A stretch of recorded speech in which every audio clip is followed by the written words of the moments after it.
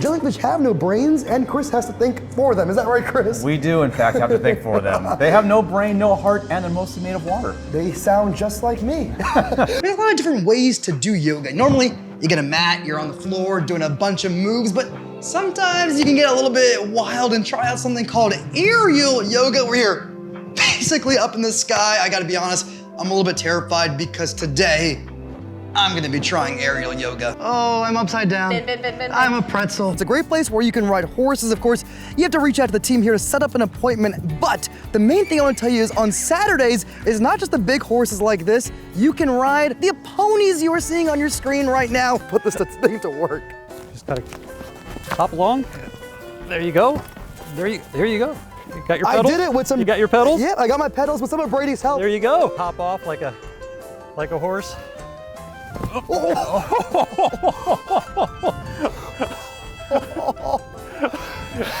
Not exactly like that. All right, thanks, Brady.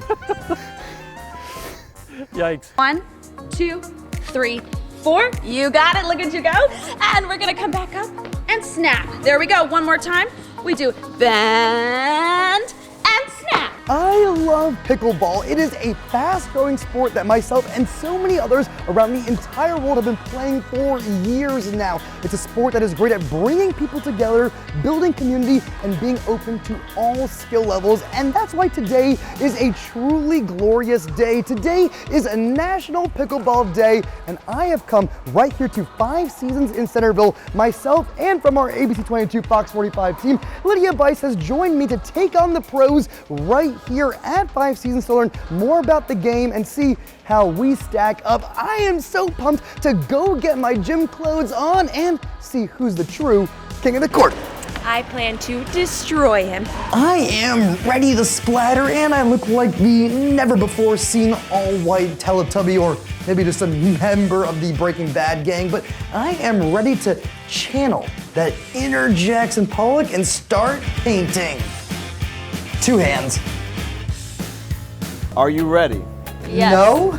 Let's pour that cream. Like the biggest cigars you've ever seen, but Mine are thick boys. Oh, teachers. How's that even gonna fit in a bowl? I don't know. Oh, I got Hey, that's a good one. It's like a Yeah. telescope. Hey, you know, Coach, you mentioned the offense, defense, and special teams. Is there a specific player or position group, anyone you want to give a special shout out to? Devin Green for ice in the veins on the cake.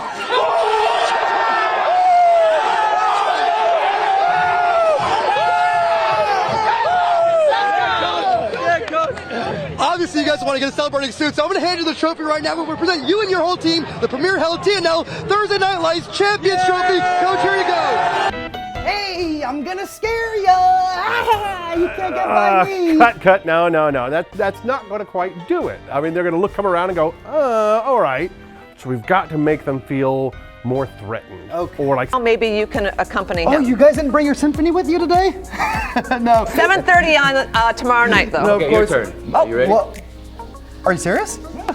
Oh, no. Okay. You're not gonna do it? Okay. Oh! Star Trek is a true deep love of mine. Give us some insight here. Are warp engines ever going to happen? Is that ever going to be a real thing? He's here in studio right now. Mr. Grinch, are you doing okay? How's the heart right now? You know, I'm doing all right. It's too cheery here in Dayton, so I have to come take the joy and steal Christmas. Why do you want to steal our Christmas, Mr. Grinch? Well, what's to like? I've been practicing these guys a little bit, and I think I might be ready to play a little rugby myself. I'm gonna do a punt here, and hopefully the team thinks it's pretty good. I'm just glad they didn't tackle me. On to the drop tower. This big twirling machine was my arch nemesis as a kid. I have to be perfectly honest, drop towers are not my thing. I always avoided these as a kid. I should have went to the bathroom before it started. Of course, adults just like Lauren and I use these little helpers to help us get around the ice. It's a great way to learn about the ice. You see what you can do. You can move around a little bit, do a little dance like I'm doing right now. And I bring up dancing for a particular reason, because I know you guys have a lot of themed nights here at the ice skating rink. Tell me more about those. Why don't you just show us what it looks like when you're, without fully doing a performance, what it looks like when you're on stage just rocking out. Well, first you gotta have good hair. Okay, well, I'm still working on that. You're making me nervous. Don't make me nervous. I'm Don't making freak you me out. nervous? You're making me nervous. You've got a whip in your hand. How did you get from Bowling Green to Barcelona? I guess you didn't live in Bowling Green at the time back in '92, but from wherever you were at the time, how did you find yourself as a coach in the Olympics? And more than that, you were a coach for the Zambian national team. Tell me that story. How did you find yourself coaching on their behalf? Terry, I understand in real life, you are a huge yogurt guy. You love yogurt, all things yogurt. And your character also loves yogurt. So how did that translate from the show from real life to the show? So maybe you can just kind of give us a little bit of the secret sauce. What goes into getting everything ready for a big on-location show like this? We are in the historic St. Anne's Hill neighborhood of Dayton, featuring a wonderful cafe today. They got lots of good coffee and treats in here, but that's not all they have here. This is actually not just a cafe, this is a cafe, which means they've got a whole room full of cats, and today we're gonna learn all about it.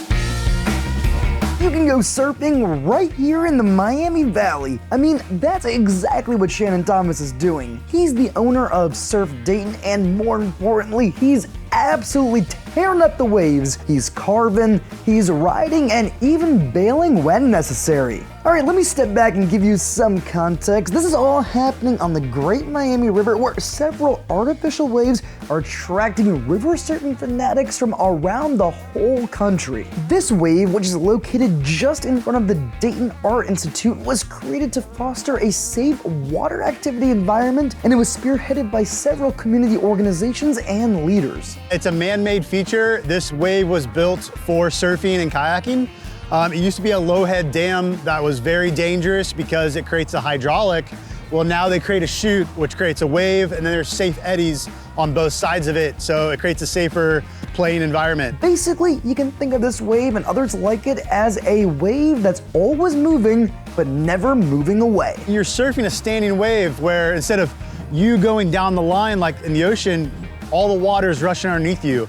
So it's kind of like surfing on a treadmill, if the treadmill had a wave in it. Of course, weather and water level conditions dictate when this wave is usable for surfing, but trust me, the local Miami Valley surfing community is growing, and as Shannon puts it, this activity is an extreme stress reliever. You could have like the most horrible day ever, go surfing, and you just forget about everything and you are just in the moment. I think that's the biggest thing. It is a hobby, it is a sport, but for people who really surf, it becomes like a lifestyle.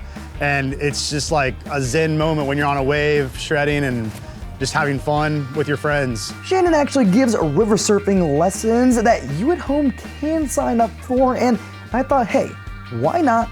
I'll hop in for a lesson. Shannon went over some techniques with me and gave me a toss out into the wave. I have to admit though, I wiped out on my first attempt, on my second attempt, on my third attempt, and even on my fourth attempt. But guess what? Good Day Dayton's Adriana Michaels was also on the scene, and she had way better luck. She was riding a wave like a pro on just her second try. Look at her go. I mean, I was struggling on the surfboard. Shannon is absolutely great teacher, but I need to come back to him and get some more lessons in. Surf Dayton along the Great Miami River is distinctly Dayton. Do you know where the first ever NFL game was actually played?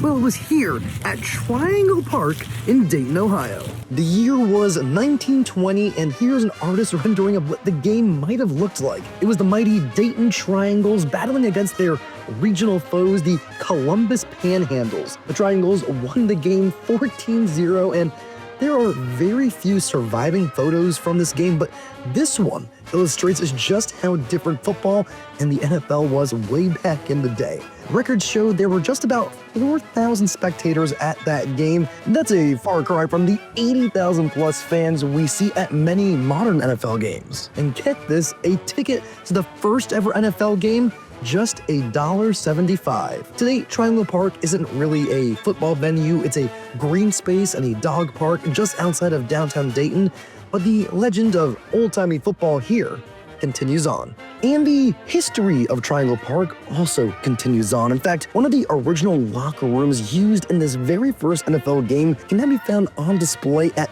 Carolina Historical Park after being transported by truck in recent years. I spoke with historian Brady Kress to learn more. Dozo is a new and truly high-end sushi bar in downtown Dayton. The unique and modern atmosphere evokes a sense of exclusivity and luxury. But the doors here remain open to all sushi lovers. Chef Lawrence Hom is the man who makes this place happen. He has been in the culinary world for years, and he told us he is excited to bring a high-concept sushi venue to the Dayton area. In fact, he said it brings him genuine joy to interact with customers and serve them classically prepared dishes. Sushi, to begin with, is a very intimate cuisine. I have the opportunity to pour positive energy into it. That's what life is all about. Good food, great experiences, great company. Now, speaking about Chef Lawrence's food, it is certainly high quality. He has personal connections with distributors from around the world, helping him bring fresh fish from Japan to Dayton, allowing him to put together staple items like madai, kampachi, and more. I want to preserve the integrity and authenticity of sushi.